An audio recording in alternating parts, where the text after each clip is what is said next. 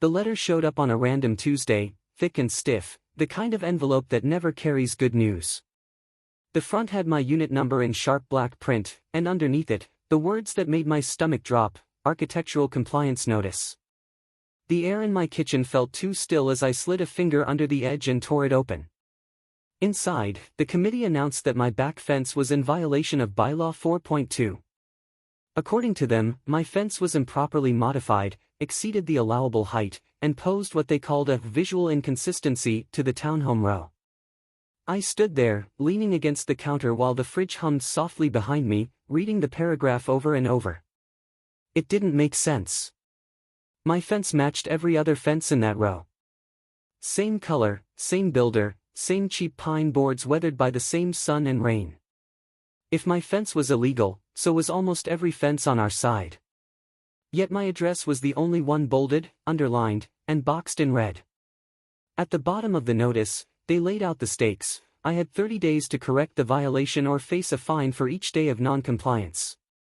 After that, they hinted that the association could send in a contractor to remedy the issue and bill me. I could almost hear the smugness between the lines.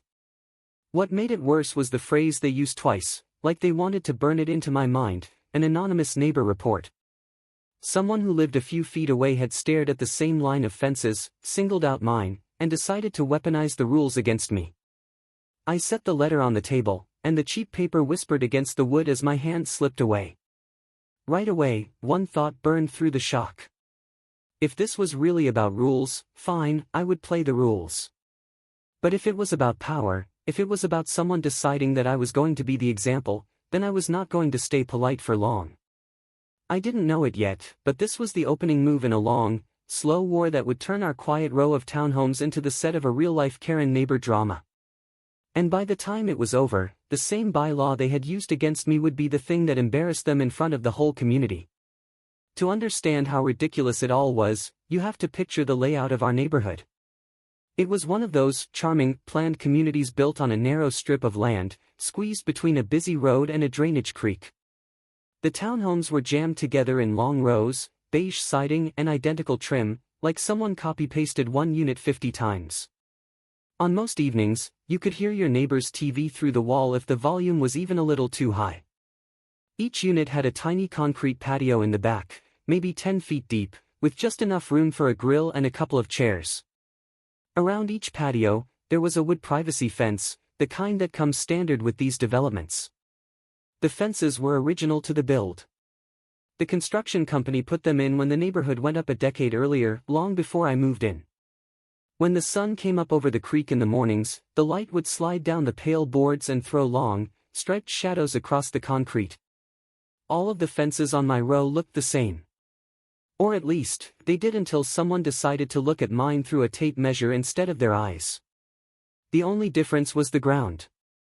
Our row sat on a slight slope.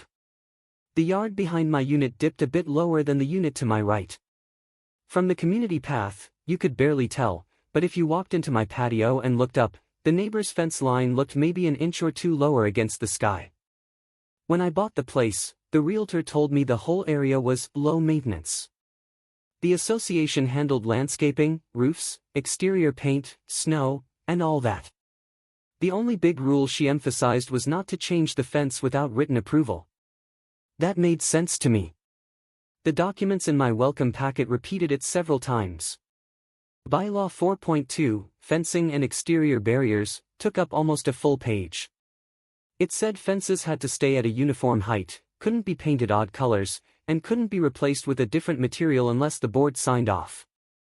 It also mentioned that any fence modification had to be approved in writing. But nowhere in that packet did it say anything about my specific fence being an issue. It was original. I hadn't touched it, other than hanging a small planter. A couple of weeks after moving in, I joined our community email list and read through a few old messages from the board. There were the usual reminders about trash cans and holiday decorations, typed in a tone that tried to sound friendly but came off like a stern teacher.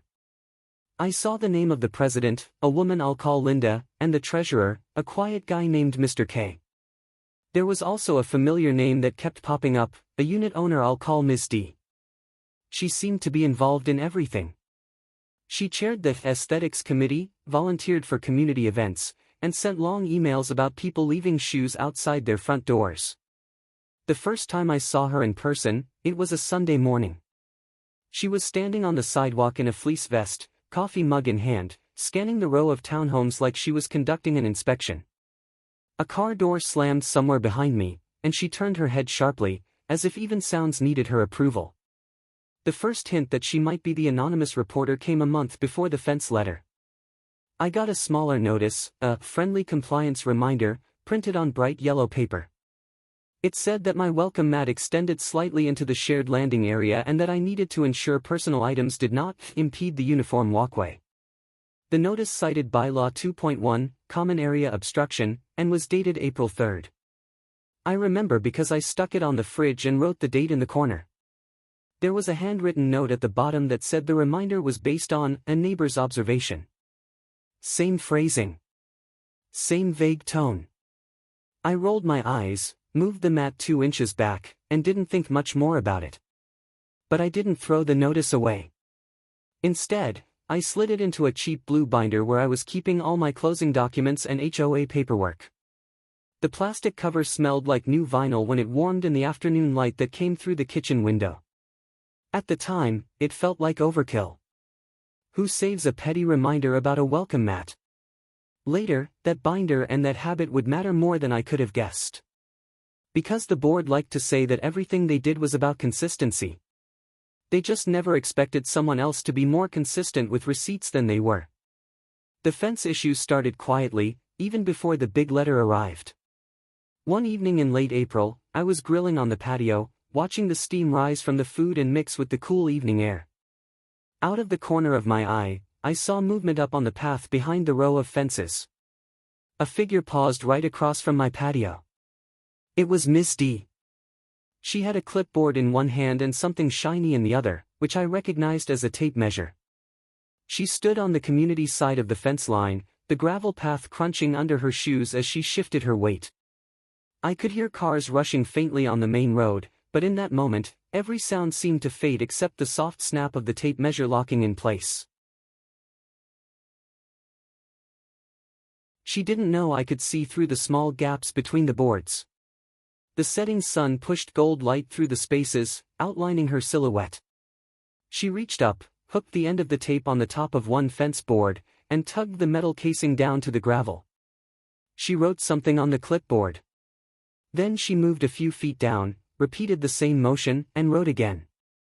She did it in front of several units. But she lingered the longest in front of mine. I watched that tape stretch and retract, while a slow, uncomfortable awareness pooled in my chest. She didn't stop to chat with anyone. She didn't even pretend to be out for a casual walk. She measured, wrote, and marched. The next week, I took my own tape measure outside. I measured from my patio floor to the top of the fence boards, 73 inches. From the gravel side up to the same top, something like 71.5, thanks to the slight slope in the concrete.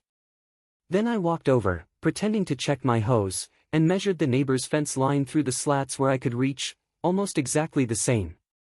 The late afternoon sky was a dull gray, and a light breeze rattled the boards as if the wood itself was uneasy. That was what irritated me the most when the official fence violation showed up. It wasn't just that they claimed my fence was too tall. It was that they treated it as if it existed in a vacuum, as if no other fence in that row existed, as if I had snuck into the night and stacked extra boards on top for fun. The notice cited Bylaw 4.2 again and again, but it never once mentioned that my fence matched the original community standard. The letter included a small diagram that explained their math. According to their interpretation, the height had to be measured from finished grade on the homeowner's side. They claimed my patio slab sat a few inches lower than the neighboring slab, which made the fence effectively taller when measured from inside my yard. Conveniently, they did not mention that they had approved retaining walls, decks, and raised flower beds elsewhere in the community that made other fences look taller from those yards too. Tucked into the envelope was another document, a compliance schedule. It broke the next 30 days into soft deadlines. Within 10 days, I was supposed to acknowledge the violation. Within 20, I had to submit a plan for correction. By day 30, the fence was expected to be brought into full conformity. Missing those steps meant fines and possible remedial action by the association. The board gave me 30 days to fix a fence they knew matched everyone else's, and they had no idea I was about to turn that countdown into the first step of their own public embarrassment.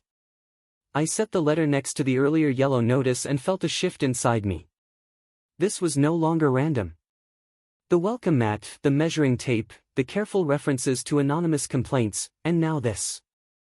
Someone, almost certainly Ms. D, had decided that my unit was going to be the example, the test case for whatever crusade she thought she was leading.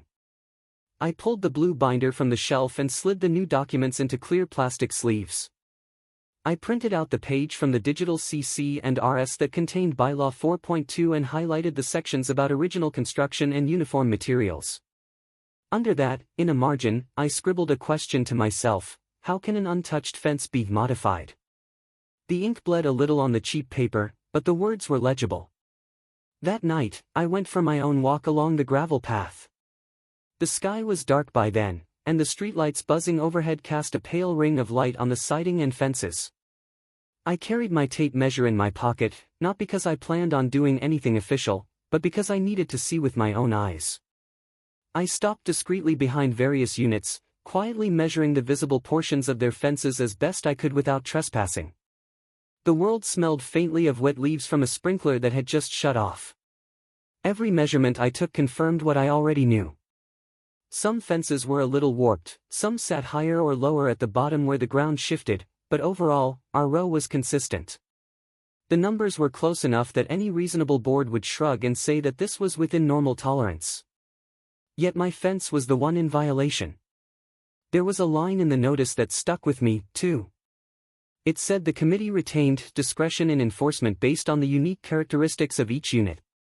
It sounded harmless, almost flexible, until I thought about what it really meant. They were giving themselves a free pass to treat similar situations differently, depending on whose name was on the mailbox. That discretion was going to be the core of my argument later. Back inside, I sat at the table and pulled everything into a rough timeline. Move-in date. Yellow welcome mat reminder. The evening I saw Miss D with the tape measure. The date on the fence letter. I wrote them all down in order. I reminded myself that when people abuse power, they depend on everyone else forgetting details, losing track, and eventually giving up. The only way to push back was to remember everything. Module 1 had started with a single envelope. By the end of that night, I had more than just a bad feeling. I had a pattern, a bylaw, and the first pieces of a paper trail. And as the hum of the dishwasher filled the kitchen and the smell of dish soap hung in the air, I realized I was no longer just a confused homeowner. I was the only one in that row paying attention to how the rules were actually being used. Soon, the association would make their next move. They were going to make my supposed violation public. They thought that would shame me into quiet compliance. What they did instead was give me the exact evidence I needed to turn their selective enforcement into a spectacle that they could not walk away from. The board did not make me wait long. About a week after the first fence notice, a new envelope appeared in my mailbox. This one was thinner and printed on bright white paper that almost glared in the kitchen light. On top, in bold letters, it called itself a courtesy follow-up. The tone inside was anything but courteous. The committee thanked me for my anticipated cooperation and reminded me of the 30-day clock, which they now referred to as a compliance deadline. Near the bottom, they added a line that changed everything. The committee had scheduled a preliminary exterior review for the entire row of my building on May 10th. According to them, it was to ensure uniform adherence to Bylaw 4.2. They were coming to look at every fence, but only one address in that letter had a box next to it marked existing violation. Mine. The date at the top read May 2nd. I slid that notice into the same clear sleeve as the first one and wrote the date underneath in black pen. Next to it, I added a single word, pattern. Outside, the light was fading, and the kitchen window reflected my own expression back at me, a quiet mix of irritation and resolve. The exterior review day arrived with overcast skies and a sticky warmth in the air. I watched from the upstairs window as two board members and Ms. D walked down the gravel path behind the fences. One of the board members held a tablet, Ms. D had her clipboard again. Every so often, the treasurer, Mr. K, would point at a fence board or a post, and Ms. D would note something. The distant sound of lawn equipment from another part of the neighborhood buzzed in the background, droning like a low warning. They stopped behind my fence longer than anywhere else. Mr. K tapped on the screen, and Ms. D lifted her phone, angling it through the slats to take multiple photos. I could see the flash of glass as it caught what little light filtered through the clouds. Then they moved on, but I didn't miss the way she lowered her voice when she passed my neighbor's yard, jotting something and shaking her head. I didn't receive any notice about my neighbor's fences after that. But 9 days later, I got something new. The next letter was heavier, with 2 sheets inside and a tone that tried to sound official enough to scare. Across the top, in capital letters, it read second notice of non-compliance, fence height. This time, they slapped a deadline on it, correction required by May 30th. Halfway down the page, they wrote that if the fence was not brought into conformity by that date, a fine of $25 per day would begin, retroactive back to May 10th, the date of their so-called review. They used the phrase, continuing violation, which they had underlined. The back of the paper rustled in my hands as I turned it, my pulse steady but low and annoyed. Attached was a single-page fence evaluation summary with a chart. It listed each unit number along our row, and in a column labeled status, most had the word acceptable. One had needs maintenance. Only my unit had the word non-compliant, bolded and highlighted. There was no measurement data, no details, not even a note explaining what exactly made my fence different. Just that single, damning word.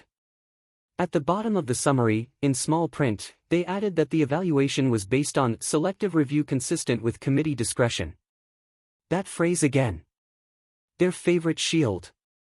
The letter referenced bylaw 4.23 times and included a new phrase I hadn't seen before, visual line continuity from shared path view. They were measuring how the top of the fence looked aligned from the path, not from the yards. That alone would not have bothered me, if they applied it to everyone. But they didn't. I decided I wasn't going to let this live only in my head. I took photos of my fence from both sides that same afternoon, being careful to include the neighboring fences in the frame. The sky was a uniform pale gray, and the even light made the edges of each board clear and sharp. I printed the photos at home, pulled out sticky notes, and labeled them, Unit 14 to 16 rear, view from path, May 11th. The dates and times were stamped in small print at the bottom from my phone. One photo in particular became my favorite piece of evidence. It showed my fence in the center, the neighbor's fence on one side, and another unit on the other. The tops of all 3 fences lined up so evenly that if you drew a ruler across the image, it would hardly tilt.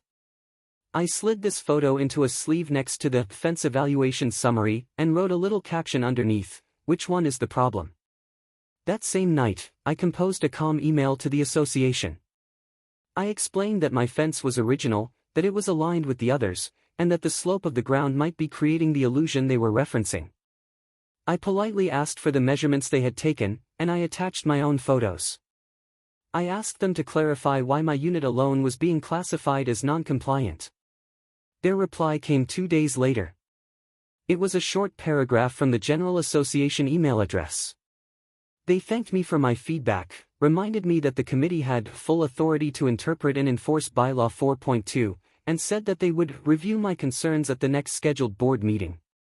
There was no date for that meeting, no promise of response before the May 30th deadline. The email ended with a line about appreciating my cooperation in maintaining community standards. I stared at the screen, the glow of the monitor reflecting off the stainless steel handle of the fridge nearby. The association wasn't answering my questions, they were stalling me while the clock ticked toward fines. Conflict rising, I realized, wasn't about loud fights or shouting matches in this place. In a townhome community like ours, it came in the form of emails like that, decisions made in small rooms, and notices slipped quietly into mailboxes. The problem for them was simple. They thought that an HOA nightmare meant the homeowner would panic, pay, and move on. They were not prepared for someone who instead saw a potential HOA revenge story forming in neat, dated pages. As the days rolled toward the end of May, I knew the association was escalating, even if they hadn't shown their full hand yet. The question wasn't whether they would push harder. It was how. I found out the answer in the most public way possible. On May 20th, a Saturday morning, I walked to the mailbox cluster at the end of our row. The sun punched through a thin veil of clouds, and the metal boxes were warm to the touch. Taped to the side of the cluster, where everyone had to pass, was a fresh sheet of paper in a plastic protector. At the top, it read Community Compliance Update, Q2. It was a list. Unit numbers down the left, types of violations on the right. Trash cans left out. Unapproved satellite dish. Seasonal decor past removal date. As I scanned the page, my eyes locked onto my unit number. Next to it, in bold, it said fence violation, pending correction/daily fines effective May 30th. No one else on that list had daily fines mentioned. A couple of units had first notice or friendly reminder.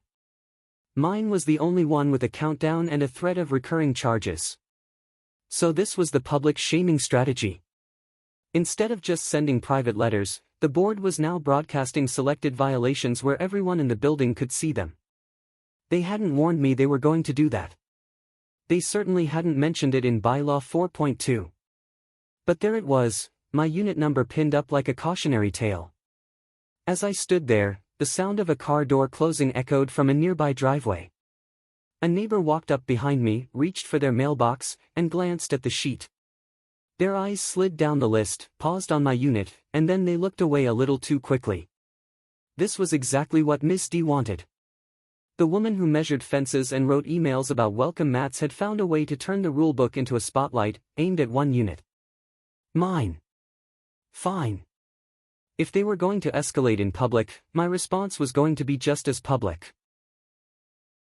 At $25 per day, the fines they were threatening could easily outpace a car payment in a few weeks, and the board had no idea I was quietly building a record that could turn their expensive little power play into a very public embarrassment at the next open meeting. The same day, in my kitchen, I pulled out my blue binder and added a new section. I labeled it Public Notices, and slid a photo of the Community Compliance Update into the first sleeve. Underneath, I clipped a calendar page for May and circled 3 dates, May 2nd, second notice, May 10th, exterior review, and May 20th, public list. The pen scraped softly as I pressed down, marking what they probably thought no one would bother to track this closely. I also printed out another section of the governing documents, a paragraph in the CC and RS that talked about enforcement. It mentioned something called uniform application and warned against actions that could be viewed as arbitrary or capricious. The section number at the top read CCR Section 4.3, Enforcement Procedures. I highlighted that phrase and slid the page into the binder. I knew I'd want to hold it up later, with the ink and paper backing me up. That same weekend, I received a letter labeled Final Notice, Non-Compliance, dated May 12th but postmarked later. The dates didn't quite line up, which I noted in the margin. The final notice repeated the fine threat and warned that the board could initiate remedial action after June 1st, including contracting for fence alteration at the homeowner's expense. The phrase, "at the homeowner's expense," echoed in my head as I added that final notice dated May 12th to the binder. The air was still and heavy that afternoon, and the only sound in the room was the low whir of the ceiling fan. That was the moment I realized something important. The board was comfortable when everything stayed on their paper, using their language. But they were not expecting anyone else to create a paper trail that spoke louder than their notices. So I changed my strategy. First, I started documenting more than just my fence. On quiet evenings, I walked the path again. I took wide photos of the entire row, making sure to capture fences that were warped, leaning, or clearly taller than mine when measured from various angles. I took shots of units with added lattice on top, unapproved gate modifications, and a yard where someone had painted the fence a slightly different shade. I never trespassed, I stayed on the public path and used my zoom. The air would cool as the sun dipped low, and the streetlights would flicker on one by one above the path. Then, I compared my photos to the public compliance list. None of those other units appeared as having fence issues. Not one. The association's own list was now proof that they were choosing me as the example while ignoring similar or worse conditions elsewhere. While I was documenting, the board kept pushing. I got another email saying that my concerns would be heard during the open forum portion of the June board meeting. They never answered my questions about measurements or why my unit alone had daily fines attached. Their silence was loud. A few days before the meeting, I saw the agenda posted online and then printed out in the clubhouse window. One item jumped out at me. Under new business, it listed Fence Enforcement, Unit 16 Follow-up. My unit. Named right there in black text under new business. I walked to the clubhouse to see the agenda in person, the air thick with the smell of cut grass after a landscaping crew had passed. The agenda listed routine items, budget review, landscaping contracts, pool maintenance, then my fence. I took a photo through the glass. Back home, I printed that board agenda excerpt and slid it into the binder in a new section I labeled Meeting Evidence. The binder was starting to look like something an auditor might carry. Sections divided by sticky tabs. Dates underlined. Phrases highlighted. Final notice dated May 12th. CCR Section 4.3 Enforcement Procedures. Board Agenda Excerpt, June Meeting. That was when I started thinking less like a frustrated homeowner and more like someone assembling a case. I still wasn't planning anything extreme. No legal threats, no shouting matches. This wasn't about that. It was about forcing the association to see their own selective enforcement in a room where they couldn't control the narrative. Around this time, the whole situation started feeling a lot like a live-action Karen neighbor drama. There was the rule-obsessed neighbor with the clipboard, the board that loved its discretion a little too much, and me, the quiet person in the middle of it, slowly shifting into a very deliberate role. By late May, the board had labeled my original fence a violation under Bylaw 4.2, threatened daily fines starting at the end of the month, and posted my unit number on a public compliance list while ignoring matching fences around me. I had responded by building a binder full of dated letters, photos, CCNR excerpts, and a board agenda calling out my fence by unit number, waiting for the June meeting where all of this would finally collide. Escalation was complete. They'd made it public. They'd put money on the line. Everything was documented. The only thing left was to decide how I was going to present it. Retaliation, for me, didn't start with yelling. It started with a printer, a 3-hole punch, and a plan. I cleared off my dining table, spread out the binder, and made a checklist on a yellow pad. The evening light slid across the wood surface in a soft, orange strip as the sun went down behind the row of roofs. First, I made sure every notice was in order. Initial compliance notice. Courtesy follow-up dated May 2nd. Fence evaluation summary. Final notice dated May 12th. The public compliance list taped to the mailboxes. The board agenda excerpt with my unit under new business. I wrote small notes next to each item, pointing out dates, inconsistencies, and missing information. Next, I printed 6 sets of my best photo comparisons. Each page had 3 or 4 photos arranged in a grid.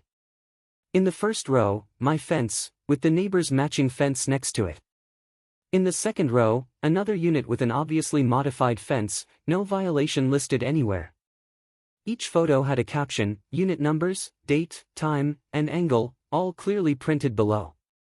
The printer hummed steadily, and the warm paper curled slightly as it landed on the output tray. Then, I added a cover sheet to a new section in the binder and titled it, Fence Enforcement, Selective Application. Underneath, I typed one line. If Bylaw 4.2 applies to me, it applies to all materially identical fences. It felt satisfying to see it phrased plainly.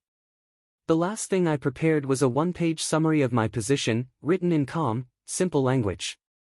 It explained that my fence was original, that multiple fences in the community matched its height and appearance, and that the board's own compliance list showed my unit alone being fined under Bylaw 4.2. At the bottom, I respectfully requested either one of 2 outcomes, that the board rescind my violation and remove any fines, or that they commit to uniformly enforcing Bylaw 4.2 for all similar fences, with equal notice and equal timelines. I printed that summary 6 times, planning to hand copies to every board member at the meeting.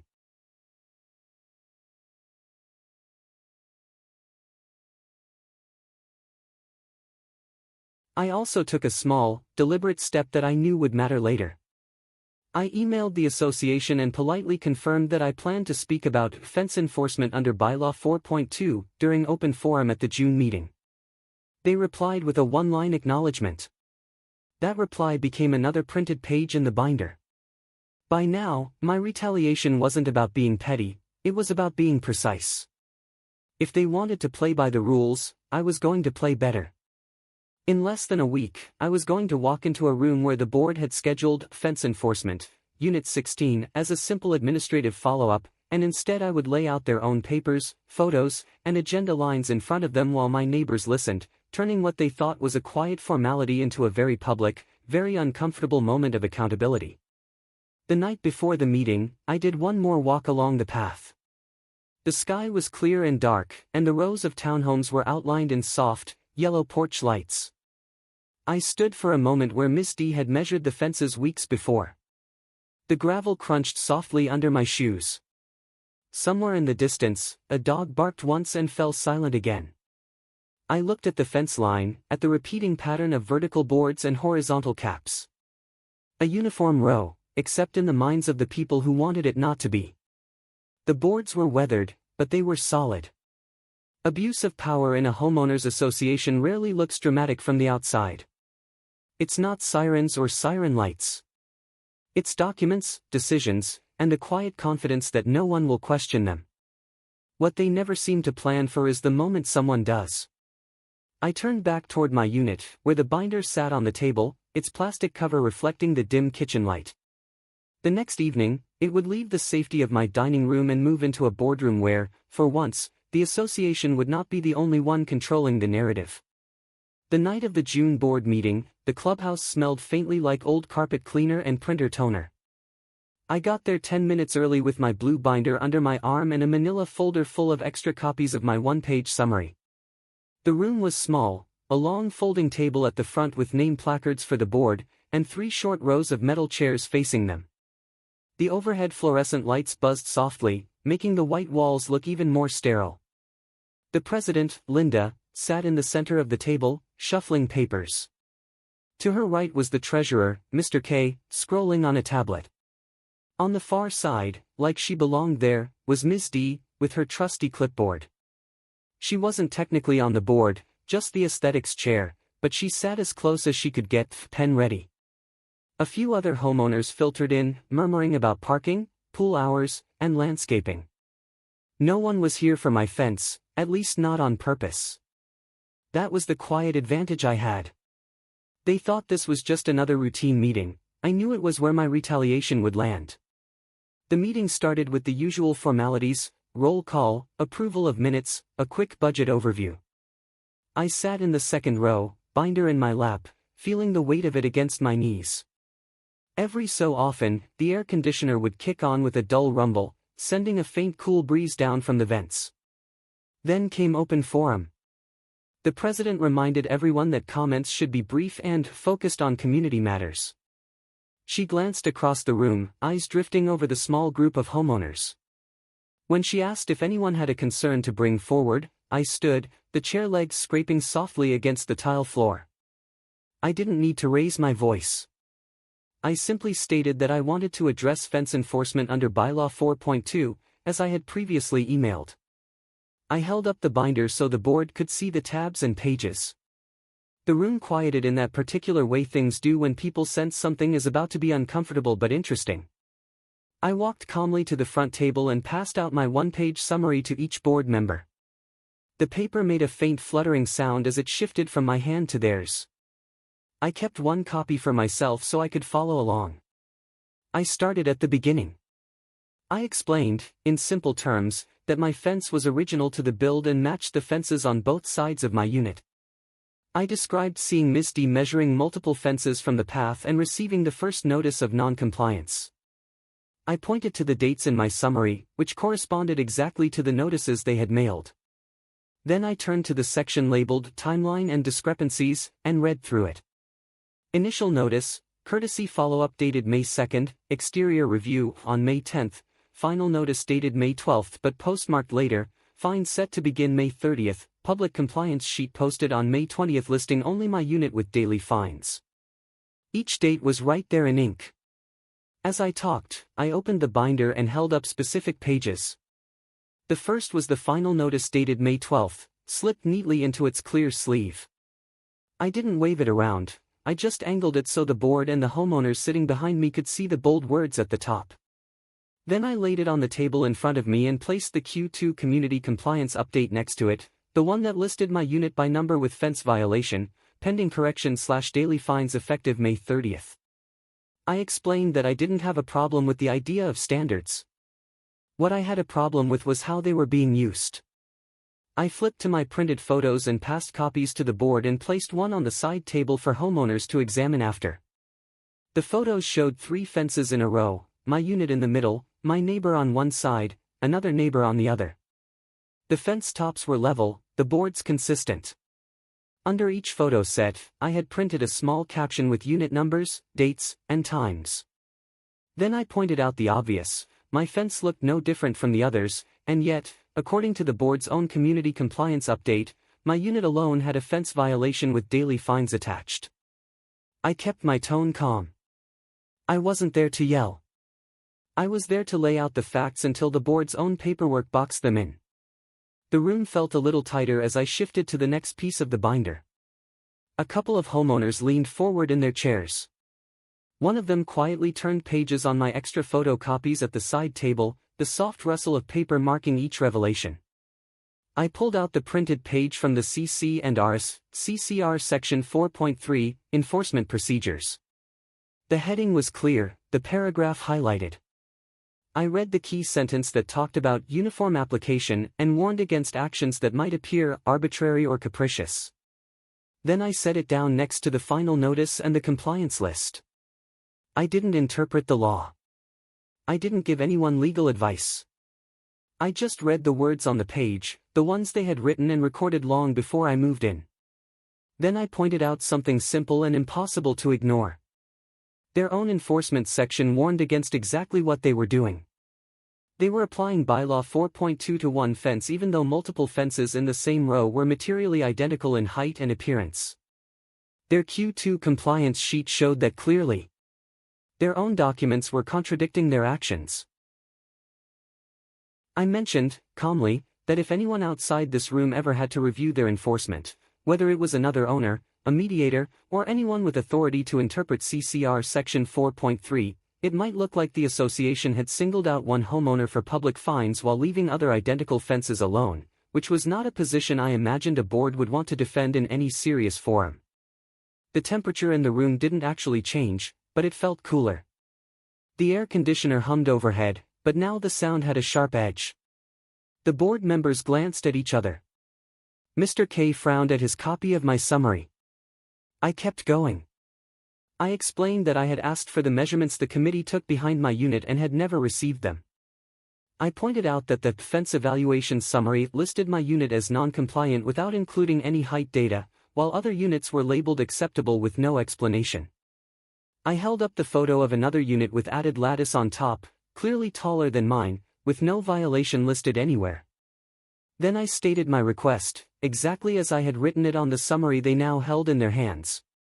Either they rescind the violation and remove all fines attached to my unit, or they commit to uniform enforcement of bylaw 4.2 for all similar fences, with equal notice, equal timelines, and equal consequences, starting immediately.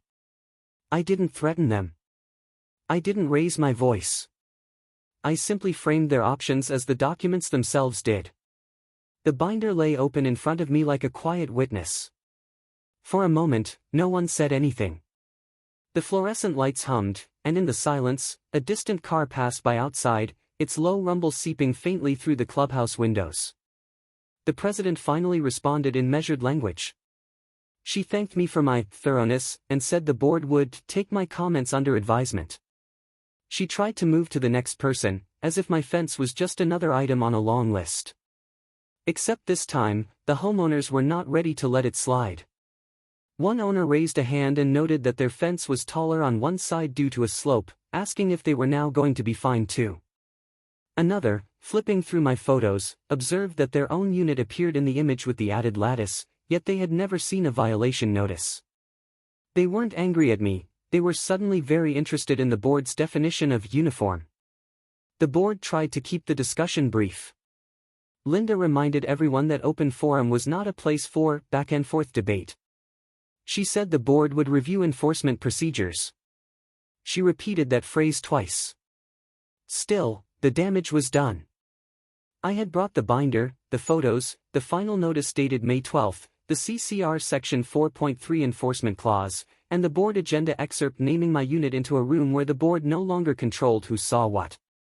By the time we reached the new business portion and Linda announced fence enforcement, Unit 16 follow-up, it sounded less like an agenda item and more like a problem they suddenly realized was no longer contained.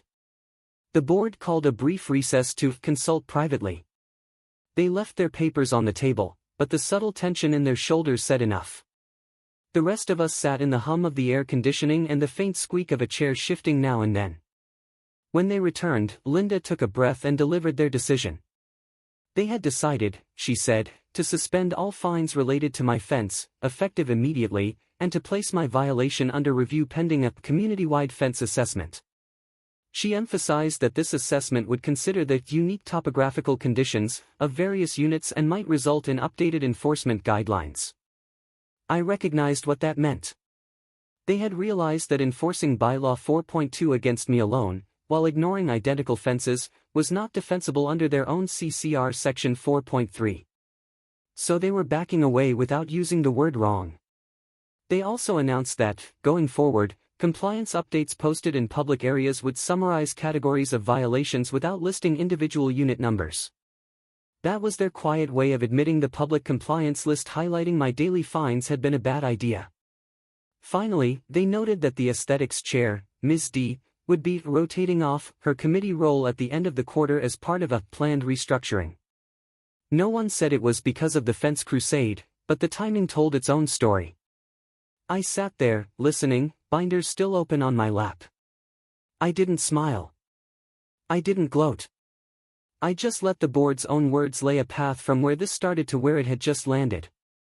What they had tried to turn into a simple example of discipline had turned, instead, into exactly the kind of satisfying revenge story that homeowners tell each other when they want to believe that abusive enforcement can be checked without burning everything down.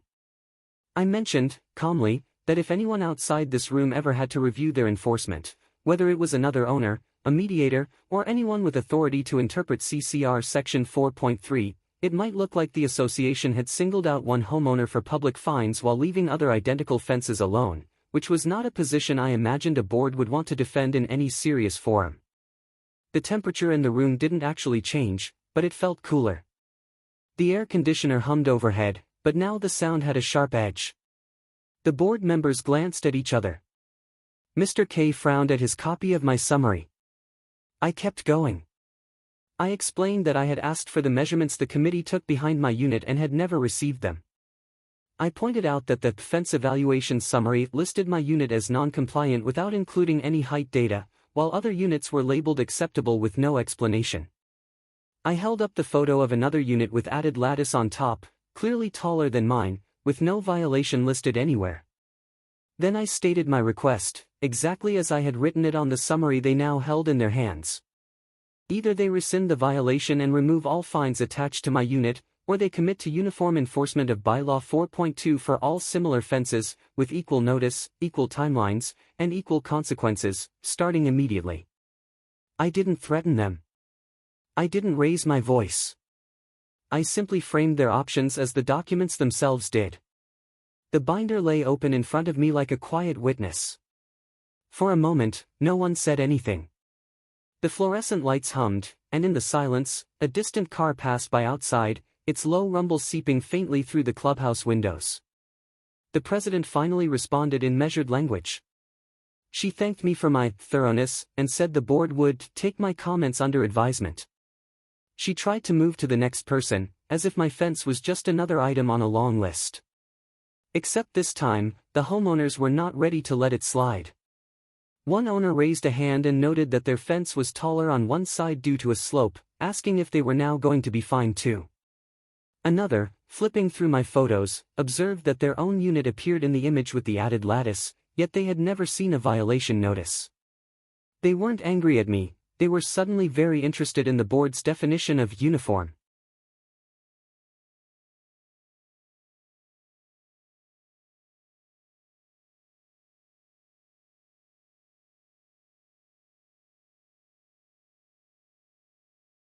The board tried to keep the discussion brief. Linda reminded everyone that open forum was not a place for back-and-forth debate. She said the board would review enforcement procedures. She repeated that phrase twice. Still, the damage was done. I had brought the binder, the photos, the final notice dated May 12, the CCR Section 4.3 enforcement clause, and the board agenda excerpt naming my unit into a room where the board no longer controlled who saw what. By the time we reached the new business portion and Linda announced fence enforcement, Unit 16 follow-up, it sounded less like an agenda item and more like a problem they suddenly realized was no longer contained. The board called a brief recess to consult privately. They left their papers on the table, but the subtle tension in their shoulders said enough. The rest of us sat in the hum of the air conditioning and the faint squeak of a chair shifting now and then. When they returned, Linda took a breath and delivered their decision. They had decided, she said, to suspend all fines related to my fence, effective immediately, and to place my violation under review pending a community-wide fence assessment. She emphasized that this assessment would consider the unique topographical conditions of various units and might result in updated enforcement guidelines. I recognized what that meant. They had realized that enforcing Bylaw 4.2 against me alone, while ignoring identical fences, was not defensible under their own CCR Section 4.3. So they were backing away without using the word wrong. They also announced that, going forward, compliance updates posted in public areas would summarize categories of violations without listing individual unit numbers. That was their quiet way of admitting the public compliance list highlighting my daily fines had been a bad idea. Finally, they noted that the aesthetics chair, Ms. D, would be rotating off her committee role at the end of the quarter as part of a planned restructuring. No one said it was because of the fence crusade, but the timing told its own story. I sat there, listening, binder still open on my lap. I didn't smile. I didn't gloat. I just let the board's own words lay a path from where this started to where it had just landed.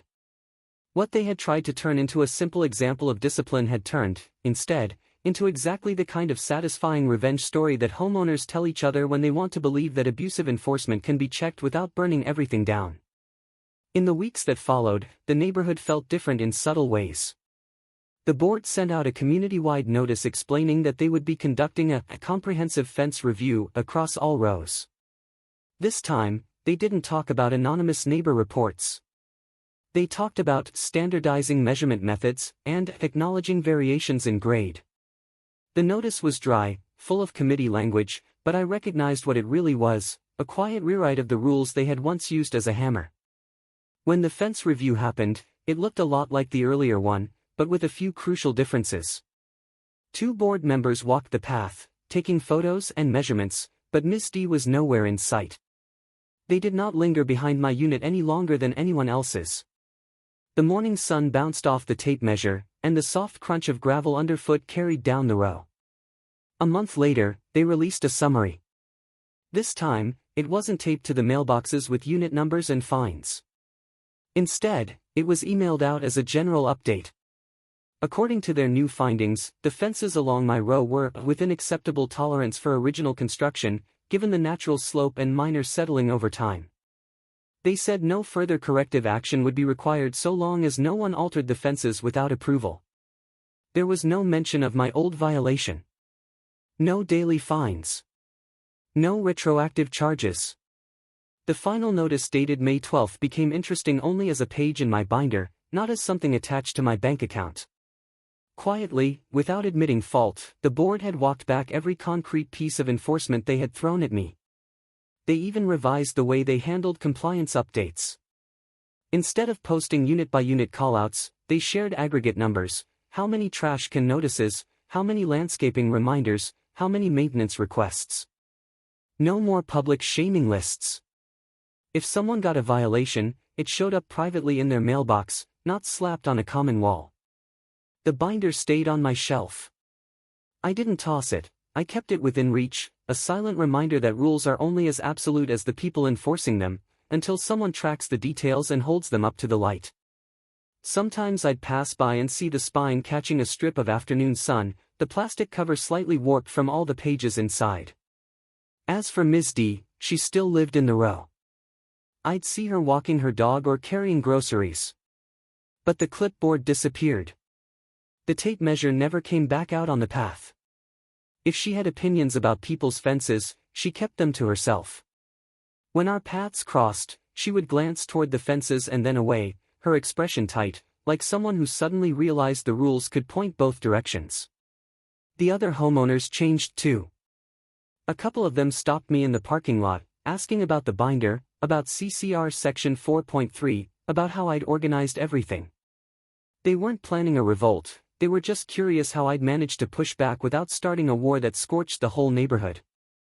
I'd tell them the same thing every time in my own words, that I didn't do anything special, I just paid attention and refused to let the association's memory be the only one that counted. If there was a cost, it was subtle. I was never going to be the board's favorite homeowner. I wasn't going to get extra smiles at community events. But I could sit on my patio in the evening, look at the fence line, and know that my fence was still there because I'd chosen to stand my ground with facts instead of fear. The late day light would slide along the top boards and throw soft shadows onto the concrete, the same as it had before any of this started. The abuse of power hadn't vanished from the world, but in this little row of crowded townhomes, it had been forced to bend, just a little, in the face of receipts, dates, and a homeowner who refused to be the quiet example. Tell me your worst HOA fence war in one line.